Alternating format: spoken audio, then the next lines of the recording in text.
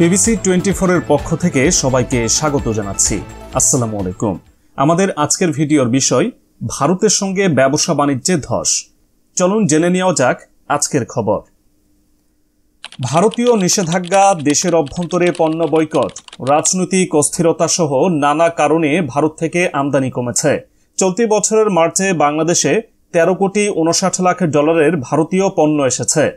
গত বছরের একই সময় এসেছিল 89 কোটি 91 লাখ ডলারের পণ্য, অর্থাৎ বছরের ব্যবধানে ভারত থেকে আমদানি কমেছে 84.88%। বাংলাদেশ ব্যাংকের একজন ঊর্ধ্বতন কর্মকর্তা জানান, বাংলাদেশে পট পরিবর্তনের পর থেকে ভারতের সঙ্গে দ্বিপক্ষীয় সম্পর্কে চলছে টানাপোড়েন। ভারতে বাংলাদেশিদের ভ্রমণ ভিসা বাতিল, সীমান্তে বাংলাদেশি হত্যা এবং সবশেষে ট্রান্সশিপমেন্টের মাধ্যমে ভারতের বন্দর ব্যবহার করে তৃতীয় দেশে বাংলাদেশের পণ্য যাওয়ার ব্যবস্থা প্রত্যাহার করেছে ভারত।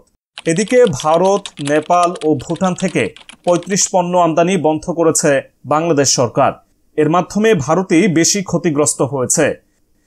বাংলাদেশের মতো একটি গুরুত্বপূর্ণ বাজারে তারা ব্যবসা হারাচ্ছে। বাণিজ্য বিশ্লেষকরা বলছেন, রাজনৈতিক বিভেদ বা দূরত্ব থেকে বাণিজ্যকে মুক্ত রাখতে হবে। অনভিপ্রেত ঘটনার প্রভাব যদি আমদানি রপ্তানি নিষেধাজ্ঞার মতো পরিস্থিতির দিকে ঠেলে দেয়, ক্ষতিটা ভারতেরই হবে। কেননা প্রতি বছর বাংলাদেশ 10 থেকে সর্বোচ্চ 13 বিলিয়ন ডলারের পণ্য ও সেবা ভারত থেকে আমদানি করছে। রপ্তানি করছে 2 বিলিয়ন ডলারের পণ্য। এর বিঘ্ন ঘটলে ভারত সেই বৈদেশিক মুদ্রা থেকে বঞ্চিত হবে। অন্যদিকে রপ্তানি বন্ধ করলে সাময়িক সময়ের জন্য বাংলাদেশ কিছুটা চাপে পড়লেও আমদানির মতো বিকল্প উৎস ঠিকই খুঁজে পেয়ে যাবে। বাংলাদেশ ব্যাংকের তথ্য বিশ্লেষণ করে দেখা গেছে, 2023-2024 অর্থ বছরে ভারত থেকে প্রায় 10 বিলিয়ন ডলারের পণ্য আমদানি করেছে বাংলাদেশ, অর্থাৎ প্রতি 3 মাসে বা এক প্রান্তিকে প্রায় 2.5 বিলিয়ন ডলার। কিন্তু 2025 সালের প্রথম প্রান্তিকে জানুয়ারি থেকে মার্চ ভারত থেকে পণ্য আমদানি কমে 1.1 বিলিয়ন ডলারে নেমেছে। তথ্যমতে আগের বছর অর্থাৎ 2024 সালের অক্টোবর থেকে নভেম্বর মাসে বা চতুর্থ প্রান্তিকে 2.36 বিলিয়ন এবং জুলাই থেকে সেপ্টেম্বর মাস বা তৃতীয় প্রান্তিকে 2.05 বিলিয়ন ডলারের পণ্য আমদানি হয় ভারত থেকে।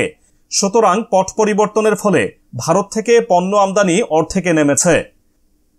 বাংলাদেশ ব্যাংকের তথ্য বলছে, শেখ হাসিনা ভারতে আশ্রয় নেওয়ার পর থেকে ক্রমাগতভাবে সেই দেশ থেকে আমদানি কমছে। সর্বশেষ মার্চ মাসে ভারত থেকে 13 কোটি 59 লাখ ডলারের পণ্য আমদানি হয়েছে, কিন্তু 2024 সালের মার্চে এসেছিল 89 কোটি 91 লাখ ডলারের পণ্য, অর্থাৎ বছরের ব্যবধানে ভারত থেকে আমদানি কমেছে 84.88%। ফেব্রুয়ারি মাসে 41 কোটি এবং জানুয়ারিতে 60 কোটি ডলারের পণ্য আমদানি হয়েছে ভারত থেকে।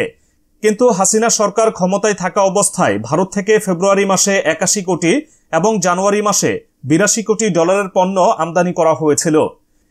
শুধু আমদানি নয়, ভারতে বাংলাদেশি ক্রেডিট কার্ডধারীদের লেনদেন নাটকীয়ভাবে কমে গেছে।